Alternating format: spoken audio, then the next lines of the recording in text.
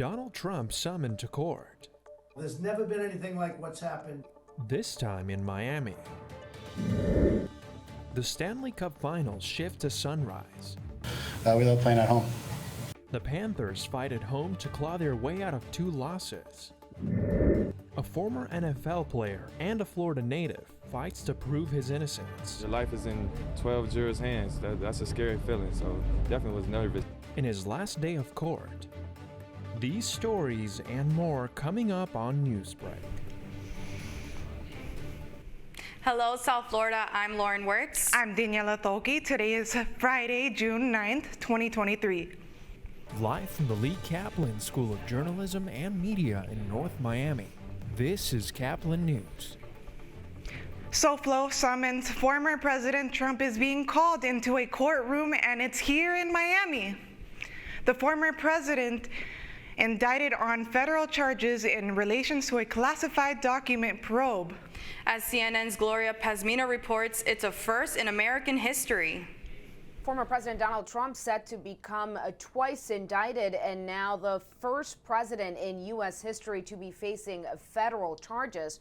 Trump took to social media to announce the news himself, saying he expects to be in a Miami federal courtroom next Tuesday. There's never been anything like what's happened. Former President Donald Trump claiming his innocence on social media shortly after news broke of his federal indictment. I'm an innocent man. I'm an innocent person. According to sources familiar with the case, Trump is facing 7 charges, the result of months of federal investigations into allegedly mishandling classified documents as the former president moved from the White House to Mar-a-Lago after his term. In January 2022, Trump sent 15 boxes of documents to the National Archives. That June, his lawyers sent 38 classified records after the former president was subpoenaed. The FBI searched Mar-a-Lago in August and found more than 100 additional classified materials, all as federal grand juries went to work in Washington, then Miami. If he had only returned the documents when he was first asked for them, none of this would have happened. But he didn't. So now he faces multiple charges. The former president and his allies call it a political witch hunt. This is crossing the Rubicon. You know, when we have a weaponized DOJ serving as the Praetorian Guard for the Democratic Party, for the incumbent administration. President Joe Biden addressed the allegations on Thursday before the charges were announced. I have never once, not one single time, suggested to the Justice Department what they should do or not do relative to bringing a charge or not bringing a charge. I'm honest. Now, this past April, Trump was indicted on 34 felony counts related to alleged hush money payments and falsifying business records to adult film star Stormy Daniels. All of this in the lead up to the 2016 presidential election, those charges coming out of New York. Now, Trump has pleaded not guilty in that case. Reporting in Washington, D.C., I'm Gloria Pazmino. Back to you. Cardiac Cats, the Florida Panthers, win their first finals game in franchise history, putting them 1 win behind the Vegas Golden Knights for the Stanley Cup. It was down to the final moments of the game that the comeback Cats came back. Although they were the first to score in the game, they lost that lead in the second period, and it was down to the final 2 minutes of the third where Matthew Tkachuk tied the game and sent them into overtime, where Carter Verhaeghe scored to win it.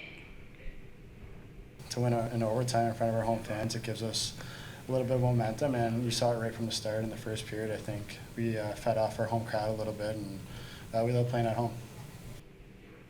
After a rough stretch in Vegas, last night's win was crucial for the Panthers to get into the series. They are now down 2-1 to the Knights, with hopes to tie the series in the next home game. The final score was Knights 2, Panthers 3.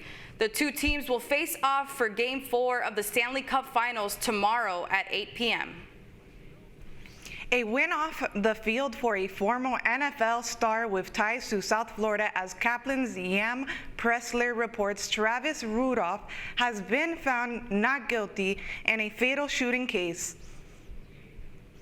Travis Rudolph, a former Miami Dolphins and Florida State wide receiver, was found not guilty by a Palm Beach County jury Wednesday after facing murder charges for a fatal shooting back in 2021. Your life is in 12 jurors' hands. That's a scary feeling, so definitely was nervous, and we definitely pray a lot. We have unwavering faith. So Rudolph was cleared of all charges, which included 1 count of first-degree murder and 3 counts of attempted murder following an argument with his alleged girlfriend at his Palm Beach home. Tierney Coleman, Rudolph's older sister, says the key evidence was her family's testimony, which helps Rudolph's claims of self-defense. I think that Mark did a really, really good job exposing the truth and allowing the jury and the world to see what really happened. Finally got my freedom back. I can get back to my life, man.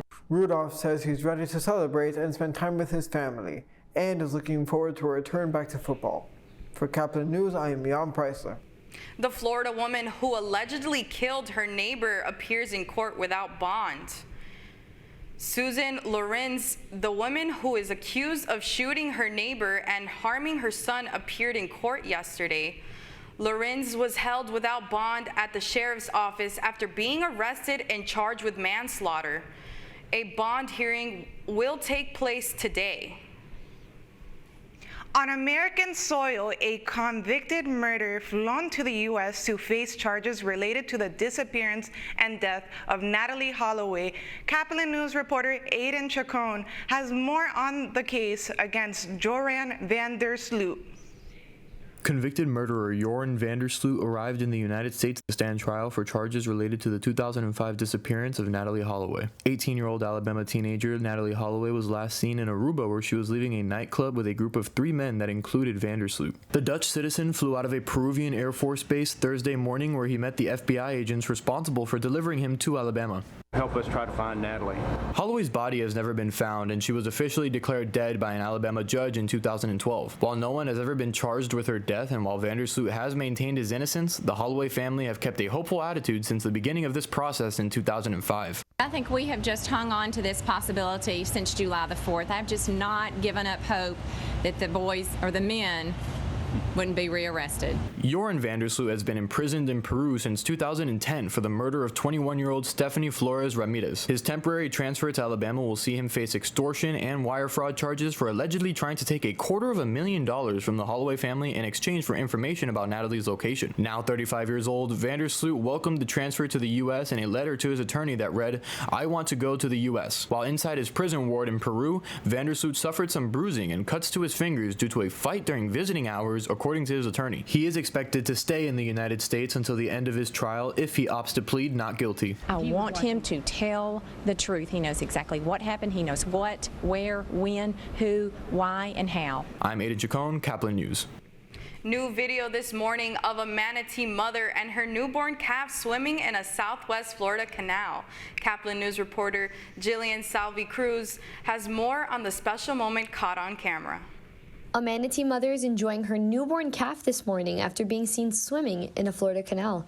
Bonita Shores resident Kevin Swanepoel captured the special moment on camera. Yeah, we noticed this very large manatee just sitting around the area. Didn't move much, sitting underneath the dock, and so we were always fascinated. Kevin Swanepoel had a hunch something might have been going on after seeing the manatee mother and thought that he was seeing something special. When we came out, the mother was nursing it up to the surface just to get its first, breath of air. And it actually continued doing that the whole of yesterday. It would literally allow it to swim a little way away, and it would go down, and then the mother would nurse it back up to the surface and get that breath of air. So there they are there. Kevin has been able to keep up with both the manatee mom and newborn through the canal in his backyard. My son and his girlfriend were both in tears because it was like this remarkable experience of sort of seeing this brand new little calf being born and then suddenly it coming up to the surface, and the mother nurturing it is just so incredible. Professor James Douglas with the FGCU Water School says they'll probably move out soon. They'll probably move out of the canal at some point to look for food. The baby is nursing. The mother's nipples are under the arms, so when you see the baby reach under the flipper of the mother is looking to nurse. And the mother, though, she needs to eat a lot of underwater plants, and the mangroves are not going to cut it. She's going to have to go look for seagrass beds. The reproductive rate for manatees is fairly low. On average, one calf is born every 2 to 5 years. and they tend to stay by their mother's side for up to 2 years. Jillian Savi-Cruz for Caplin News. More freedom for handicapped travelers as airlines innovate accessibility. That's still ahead, and so is this story.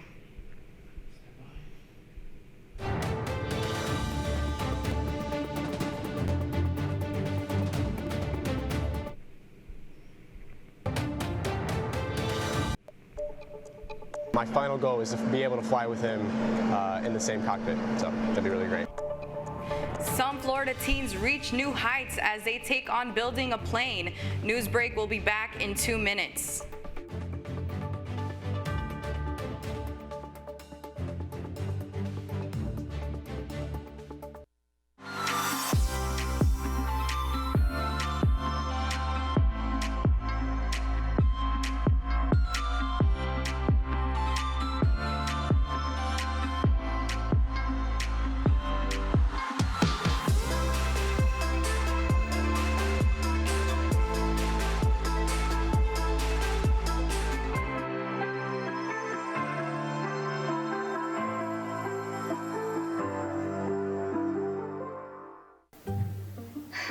I could really use a new tablet. I just don't have the money. Let me ask you something. Do you have a Pell Grant? Yes? You do know you can get a free tablet, right? Did you say free? Yeah, free. It's simple. And the application is done in the store. I could really use a tablet. Go get one. Another satisfied customer. Stop by Pantotech in the Graham Center at FIU MMC today to speak with one of our associates to get your free tablet. Type 2 diabetes can have a big impact on your life. But how can it be prevented? Well, the first step is knowing if you have something called prediabetes. Take the 1-minute risk test today at doihaveprediabetes.org.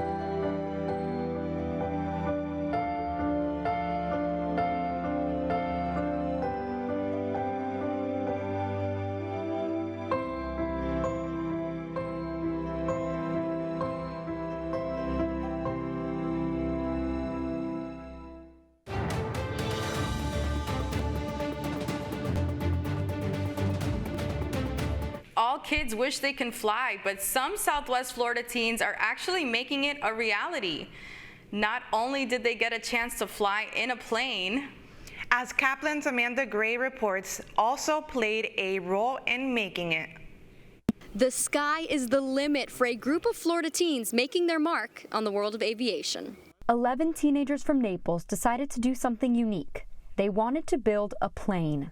3 years later, that plane is now ready to fly. It feels amazing, and it's extremely satisfying feeling to know what you built is right in front of you, to see that your work paid off. The group is part of the Naples Youth Aviation Project, which seeks to empower young people to pursue their passion in aviation. The organization bought the students a kit to build a small aircraft. It's a 2-seater plane called the Sling 2. Teenager Devin Wilson was one of the 11 students to build the plane. He says his dream is to fly with his father, who is a pilot. My final goal is to be able to fly with him in the same cockpit, so that'd be really great. Garrett Sutton has already earned his pilot license and will be the one to take the plane up in the air. Like, you look at it and you're like, I did this, I did this, I did this. You know, it's you put your blood, sweat, and tears into it, and now you get to actually fly it. So that's definitely a unique opportunity I've been given. In July, Garrett will be flying the plane to Wisconsin for a global fly-in convention. Reporting for Caplin News, I'm Amanda Gray. disabled people are excited about an innovation that could make their flight experience way easier. A new innovation by Delta Airlines would allow disabled people to stay in their own wheelchairs during a flight. The prototype would work by folding up the airline seat and wheelchair will dock into place. This would allow users with wheelchairs a smoother flight experience. The official release of the prototype technology is expected to come in a little over a year.